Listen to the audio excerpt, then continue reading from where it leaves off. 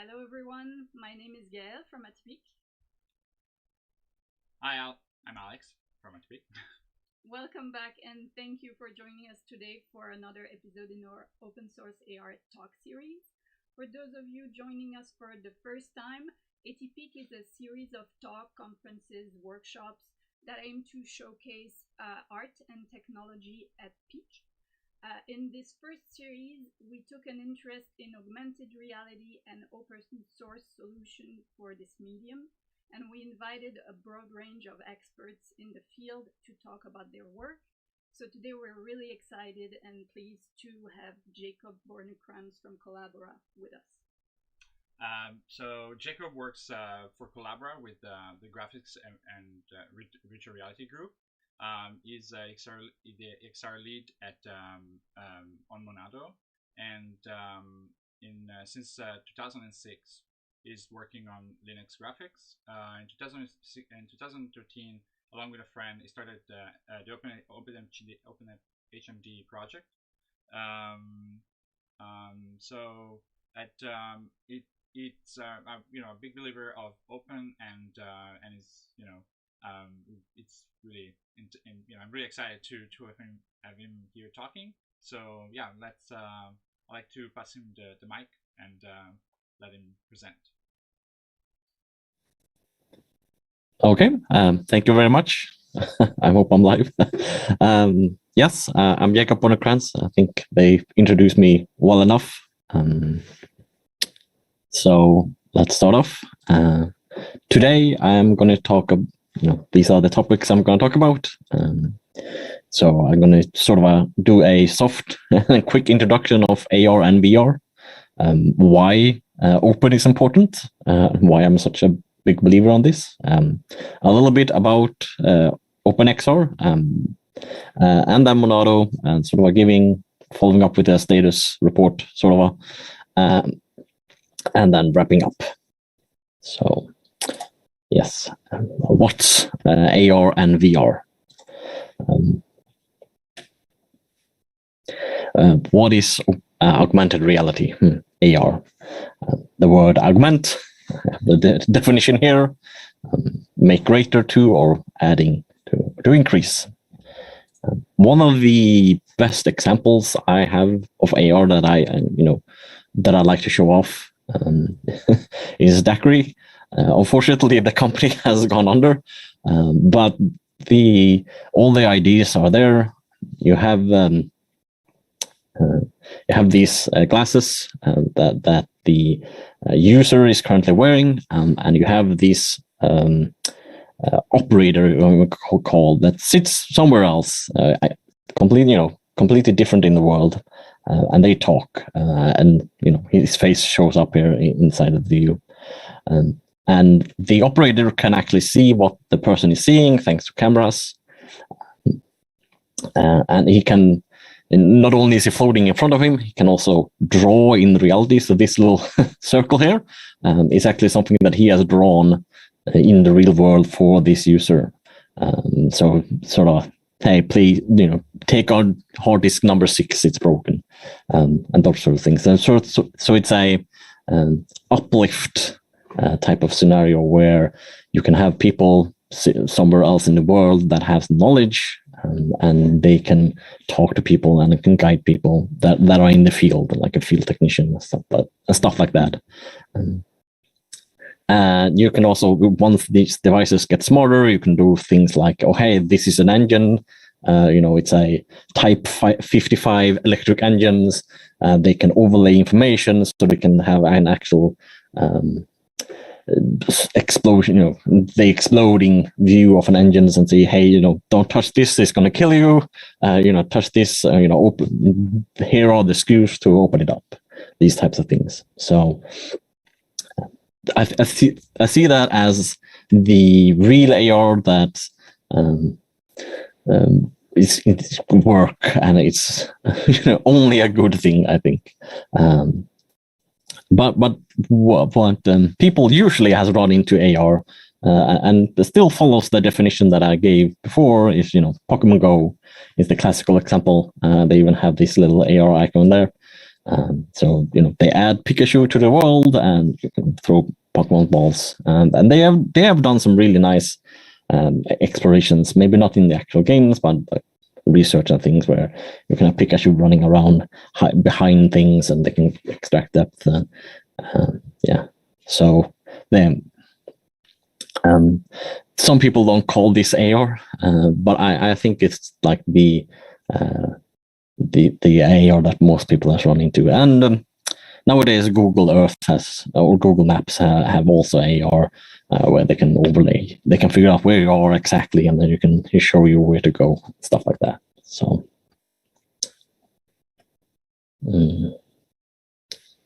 so moving on to what is virtual reality. And the quote is jokingly, but it's one that I like, and it's basically sums up what it is. You take everything, you replace everything. You don't just add two things. You a whole new world or a whole new reality. So a fine example is games. That's probably where most people have run into AR, other than movies and things like that. So, but VR didn't only start with headsets. If you're following the definition of it as being you replace all reality with it, then Doom is also VR in a sense, even though that's not what people think of. So this is kind of almost the same level of AR as what Pokemon Go was, in sort of a sense. Even though Pokemon Go requires a whole lot more hardware and technology than what Doom does. So, what is XR?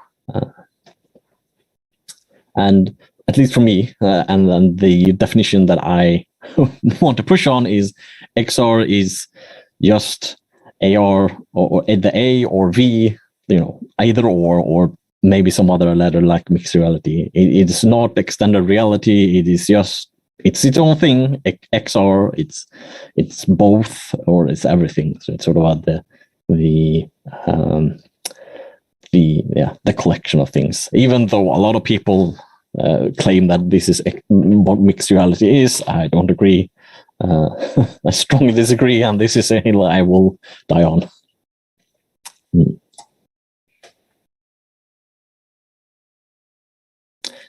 So why is open important?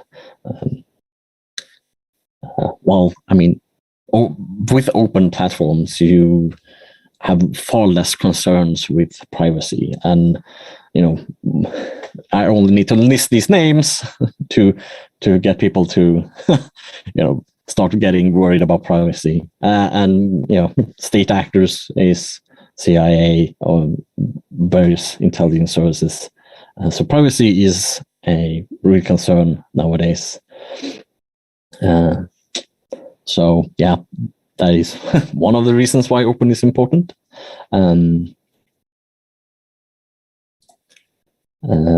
Another reason is you're not free to do what you want. Say, for instance, and there's things like some platforms likes to pretend they're open, or have this way around things. Say, for instance, virtual desktop, which is an application for streaming from your computer to your VR device, or basically your Quest. It's not on the Facebook store because streaming is not allowed on the Facebook store, but they have this side-loaded way to get it in. But I actually think if virtual desktops start being a problem for Facebook, then they're going to close that down. If it's actually hurting the bottom line, they want their own streaming service, and they only want their own streaming service on the platform. Yeah, you're not going to be able to run virtual desktop. I'm sure. And you can see like what happens with monopolies and things like that, like Apple versus Epic and various things.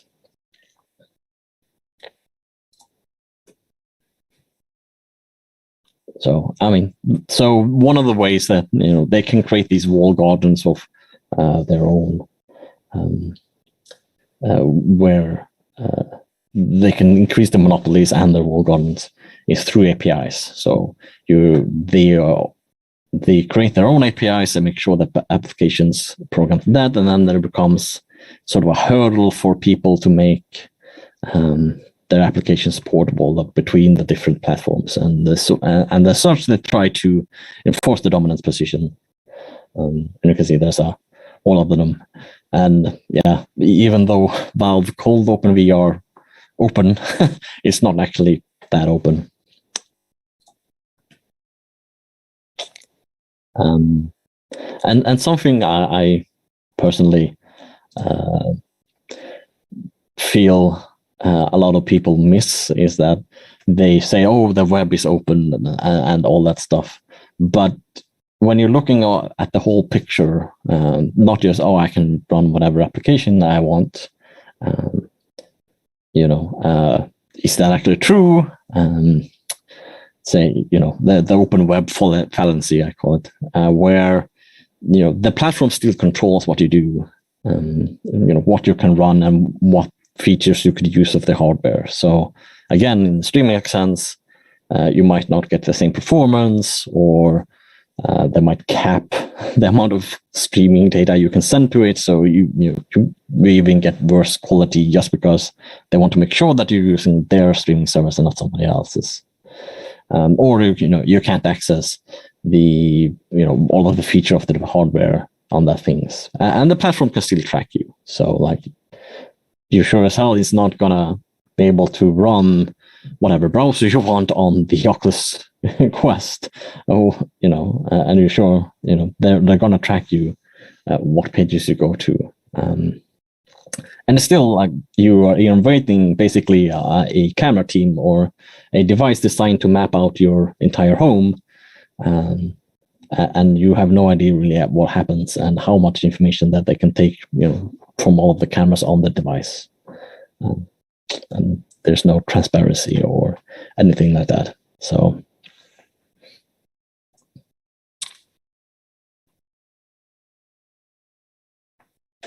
a little bit more on a happier side, where I sort of will explain what OpenXR is. OpenXR is an open standard. It's made by the Kronos Group, where you can, which is not actually kind of true in the sense that Kronos Group is made out of companies and universities and other members, and they are the ones that actually are making the standard. The Kronos Group provide a IP framework, or even kind of an NDA, so engineers are allowed to talk about certain future things without having to worry that what newspaper is going to leak them, or they're gonna try to get them into trouble.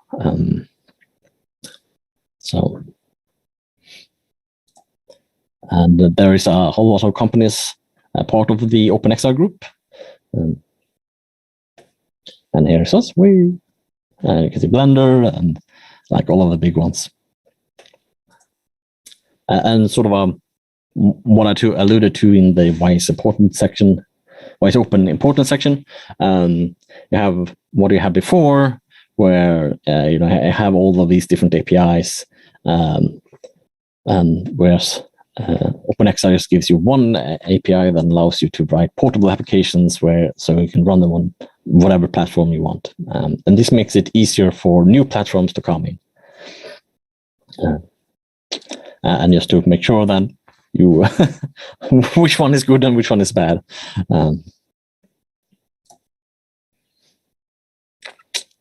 So one of the things that I like the most about OpenXR, and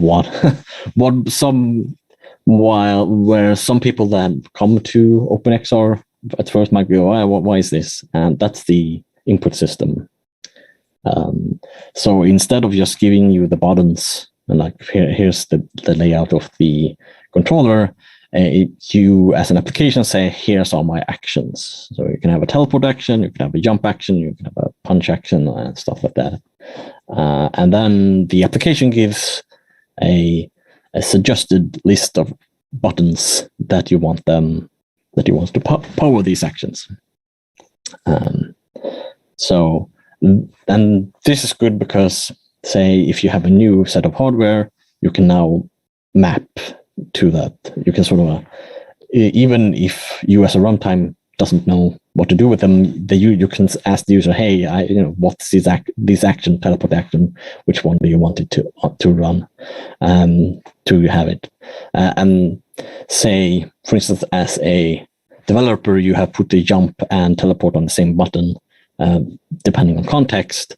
It's very hard to know which context it is actually in to jump. Say if you only want to have teleport on another button, but you want to jump on the same button, you can't, you have to either switch two, but because they were hard-coded to a button instead of having two separate actions that you can use, and you can bind those separately if you have different hardware, or just, you can't reach it.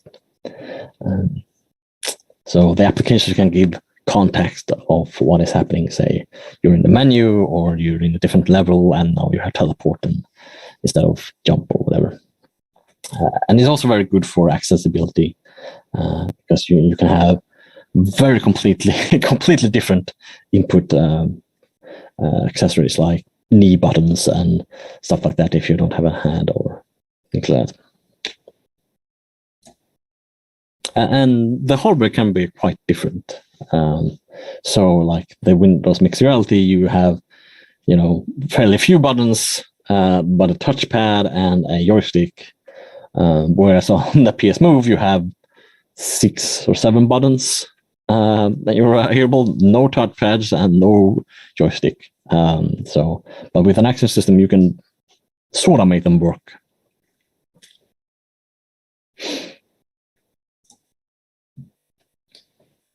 So what does OpenXR gives us?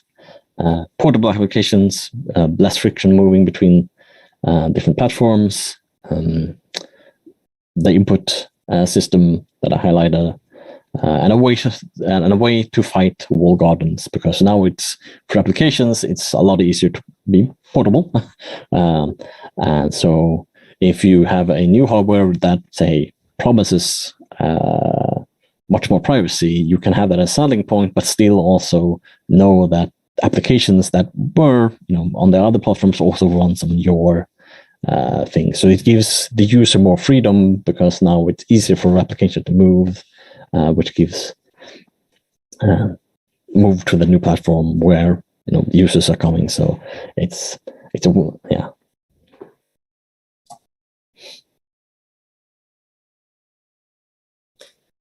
So I'm going to talk about Monado.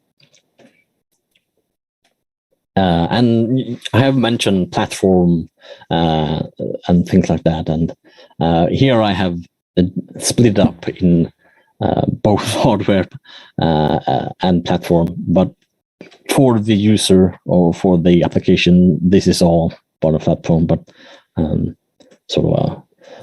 this is where the level I want to show it. You have the program, you have the platform, and you have the hardware underneath. And where does Monado fit in? It fits in the middle. It is a platform. It's supposed to be a solution where you can use Monado, you can design your hardware, and then combine them and you can get a fully functional platform for you. At least the XR parts of it. There's still some stuff that you need from other sources, but those are already provided by open source.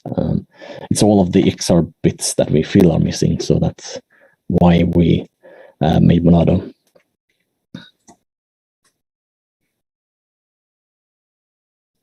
And giving a little more, slightly more technical diving into Monado view of it. You have it's split up in several components that you all combine into a platform. So you have the program on top, these speak the OpenXR API, and you have the OpenXR state tracker, which handles inputs and all of the bindings and things like that, and translate things into directly talking to hardware. You have the drivers. This is where the OpenXR state tracker talks to for input and position. You sort of have here on the side, you have the platform, which is sort of a dumping ground of various functionalities. They talk through an XRT instance object, and then you have the compositor where you talk through the XRT compositor interface, and this is where the application submits the frames that it has rendered, and it turns it into something that the hardware can show, applying distortions and undistortions and all that stuff. But this view is kind of simplified. There's a lot more going on, and there's even a lot more than this is going on. So we have in Monado, we have a lot of auxiliary modules. You have a wrapper. So say you have written your program in OpenGL, then we need to turn OpenGL into whatever native form we have. So we have this wrapper on top of it, and all of that.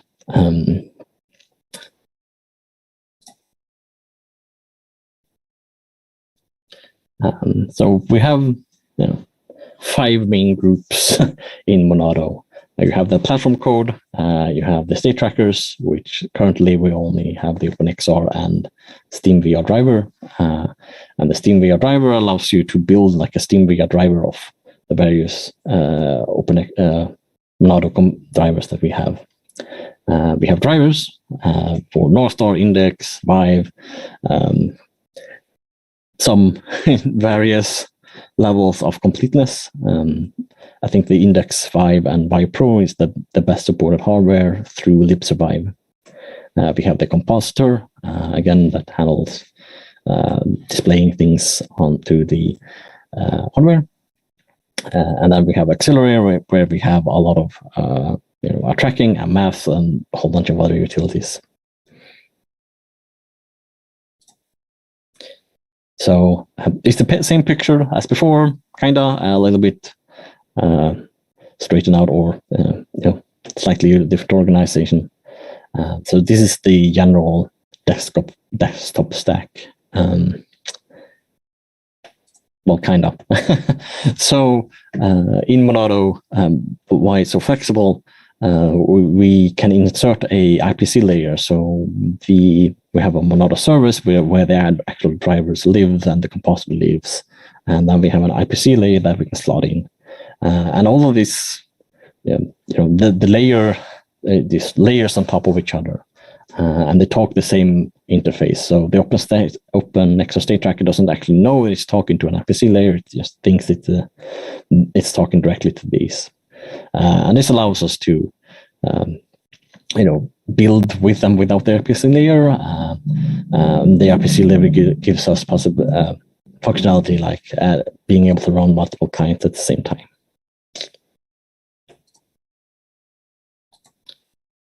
So I've talked a lot about the XRT.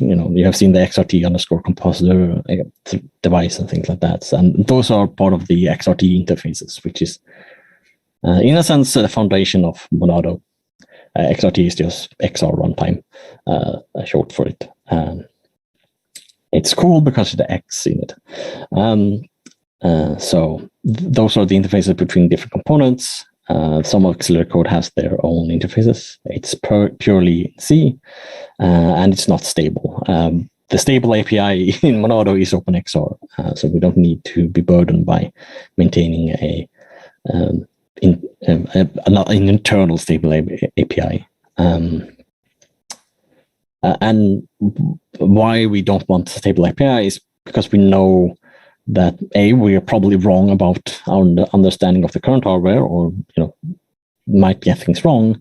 But hardware is also going to change in the future, and we're going to improve our understanding of the hardware. So we might want to change it, and having a stable API is just going to be a lot of pain. So instead, we have it not unstable, and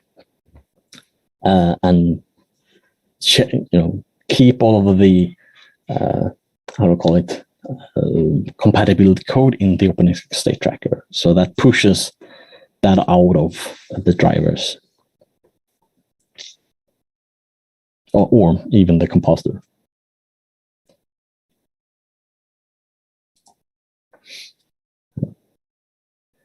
I'm just going to go through some of these things here, some of the common components. I don't think I'm actually going to talk too much about them. So we have the XRT device. That's an ITMD, a controller, a device essentially. We use not inheritance. We use inheritance for implementation, but for usage of the device from the OpenX side of things, we use aspect pattern. So you have sort of an optional struct that you can fill in with new things like the HMD information and some other stuff. Then we have the compositor. I will let people read this through. There's one sort of main compositor, which its interface is only in native handles. So we don't talk Vulkan or OpenGL. We just handles the native image buffers. And then on top of that, we have wrappers for GL, Vulkan, and Ryan is now working on D3D. And as in general, XRT or Monado functions are more explicit than their counterparts in OpenXR to make it easier to implement the thing that is being called into and pushing complexity up into the state tracker.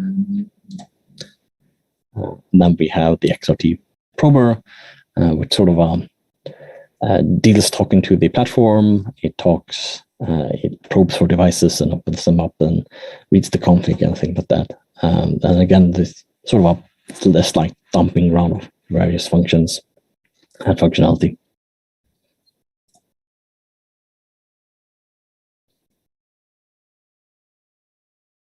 So quick status of things.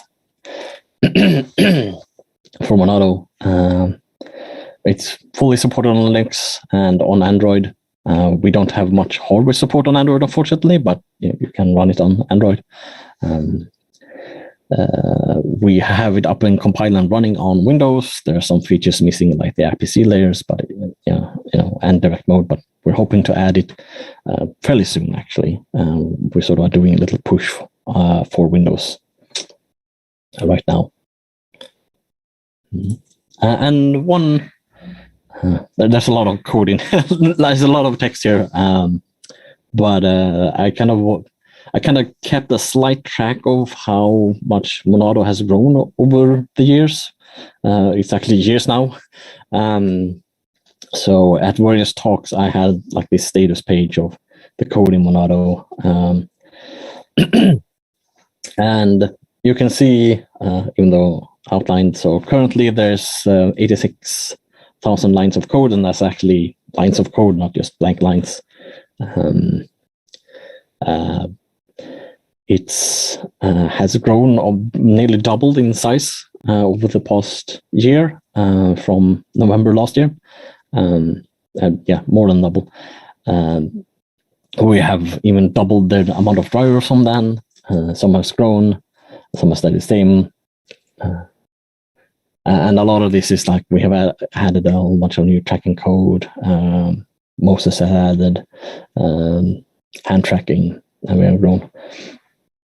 But you can see sort of the Wire driver is around 3,000 lines of code, whereas the state tracker or state trackers, both the Steam driver and the OpenXR, where the OpenXR state tracker is largest, is much larger. Yeah, so all of the complexity is either in the auxiliary code, IPC or the state tracker, and not in drivers. So it's easy to find drivers. Alrighty. And now to quickly wrap up. Yeah. So a little bit about Collabora, where I work. It says open first all over our page, and we do actually mean it. There's actually been, we had heard somebody like had a little project that they're working on, and they made the repository closed by just being unsure. And it's like people ask, well, hey, why is this open? Like, we really do want to share what we are doing, and we really do believe in open source and freedom and privacy. So, and we are actually a decentralized working place, and it's not remote working. We're actually decentralized working, where most of the engineers are actually working from home or not from the office. Whereas I have worked remote for a large company, and you sort of, if you're not in the office, you get left out. But here, everybody, it's democratized, and we are hiring for all sorts of things in the Linux sphere. I don't think we have any postings up for the XR domain, but we are very much interested in people. So do feel very free to contact me in various ways. I realize now I actually didn't put any emails in email contacts in here, so hopefully I can share that somehow. Yeah, that is it from me. Thank you very much. Actually, I'm not actually it from me. I have some more I can answer some questions, so please post them at various contacting ways. I am currently looking at the chat, so yeah.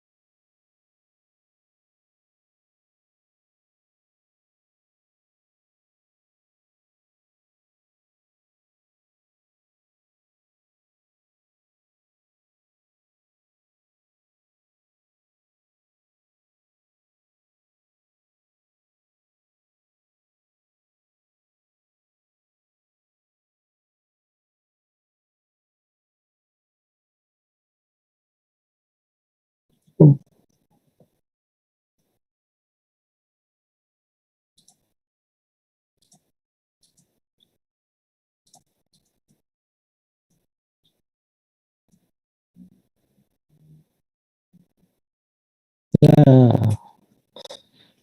Annoying. No worries, no worries.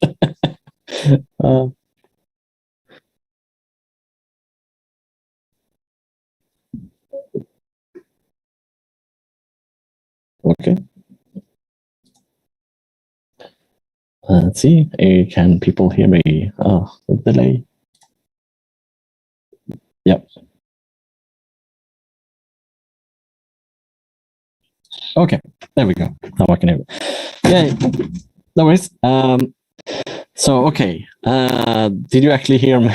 Let's see. I'm gonna answer the question again, and the question was in progress on Quest plus Linux support for Monado.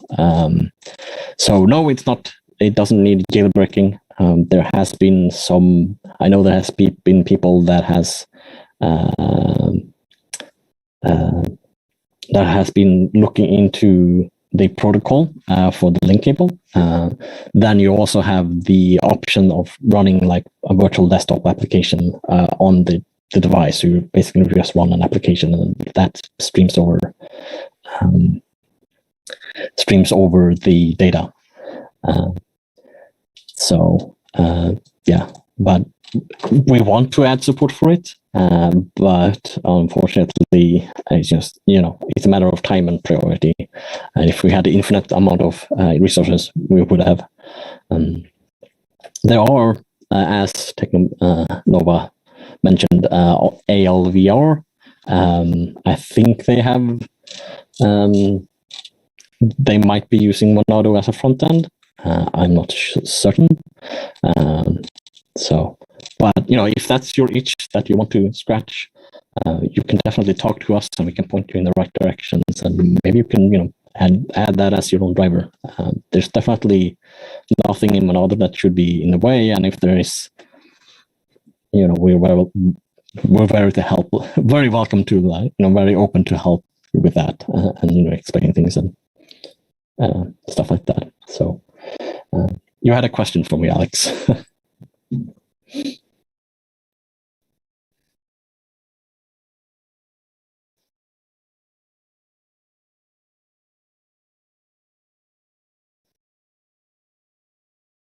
Yep. Yeah, I can try to go more into that. I sort of added those slides in the last seconds because of an earlier discussion that we have. And I sort of, this is important. I should probably talk about this. So, yeah, as I mentioned, the privacy is a concern. But it's also, if there's only one user that, one company that can sell the products, then you're beholden to them to do whatever they tell you to, and this doesn't, it doesn't just require. There's so much that goes into an XR product, technology device, and it is quite hard to do one good. So that all that technology needs to be shared, so that everybody can do it, or it's easier for them. Because without competition, they're gonna get lazy. Things are gonna, it's gonna end up bad for the end user, where they can't run the things that they want. One country can decide what everybody should think like and see, and their morals will apply to everybody, or they say that their morals apply to everybody. I think that's I'm not sure how I can go into it more, but it's the devices are quite clever or quite smart, so they can definitely, I can see them trying to extract information about you see, do you have a dog? And then you can see, white male dog,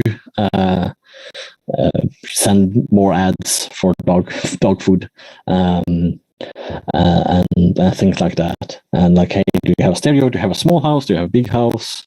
Do you exercise? Does your pulse go up? Well, I mean, then your insurance premium go up if you don't move enough in VR or whatever, and things like that. So I see I see them. Yeah, there's so much stuff that I don't think they will try to film you or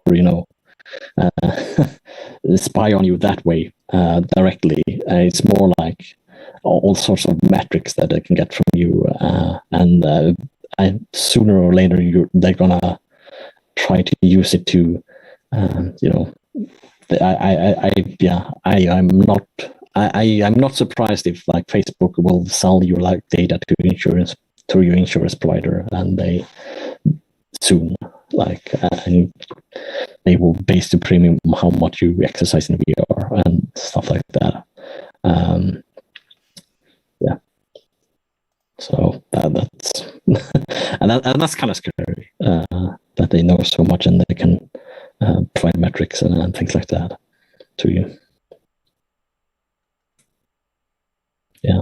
Yeah, for sure. Yeah, it's like it's a really large topic, like so, but yeah, so we really need an open stack for sure. Like we need open. Okay. Yeah, and even if the open stack isn't the most popular one, just as long as it's there, it stops. It keeps the other parties in line, because if they can't push. If people have a choice, they will leave eventually when they push too hard. And the Facebook's account on Oculus, like the merging of those accounts, there really wasn't any options. So they felt that they could do it, and they just did it. And they took the, whatever damage they perceived that to be hit the brand, and the data was king.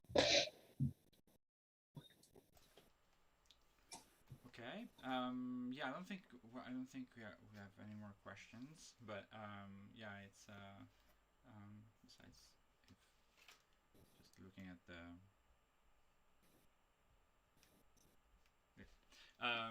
yeah, so yeah, sorry again for the audio issues. So we so I think we can conclude the event. I mean, yeah, thank you very much, Jakob, for being with us today. Thank you. And thank you, everyone, for watching. If you're interested in open source and AR technologies, you can meet us here on Tuesdays. We have other amazing guests coming. Next week, we will have Juraj Vinčur. Is a researcher at the Slovak University of Technology about calibration for the North Star headset. So don't miss it. And see you on Tuesday. Thanks again, Jakob. Thank you. And thanks for Collabora. Thank you for having me. And everyone being here. Thank you. Thank you. Thanks.